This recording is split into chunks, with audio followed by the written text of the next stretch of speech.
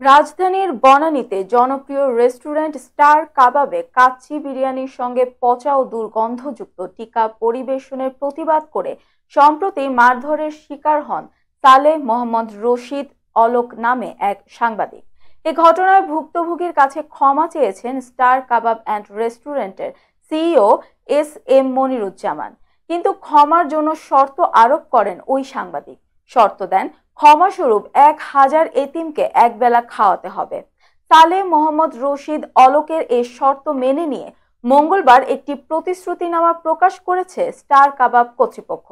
জানা যায়, গ্রাহক সালেহ মোহাম্মদ রশিদ অলোককে প্রয়োজনীয় চিকিৎসা ব্যয় ও ক্ষতিপূরণ দিতে চাইলে তিনি ক্ষমার শর্তস্বরূপ 1000 এতিমকে একবেলা বিনামূল্যে খাবার খাওয়াতে বলেন স্টার কাবাব অ্যান্ড রেস্টুরেন্টের কর্তৃপক্ষকে।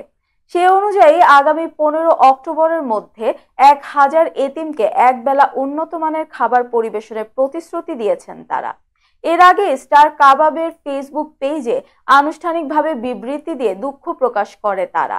একই সঙ্গে পুনরায় এমন ঘটনার পুনরাবৃত্তি না ঘটানোর প্রতিশ্রুতিও দেয় রেস্টুরেন্টটি।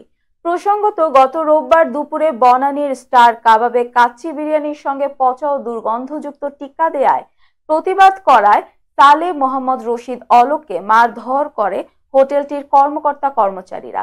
এতে তার ডান হাত ও ডান পা ভেঙে যায়, কপাল ও মাথা ফেটে রক্তাক্ত হন তিনি। আহত অবস্থায় কুর্মিটোলা হাসপাতালে ভর্তি করা হয় তাকে।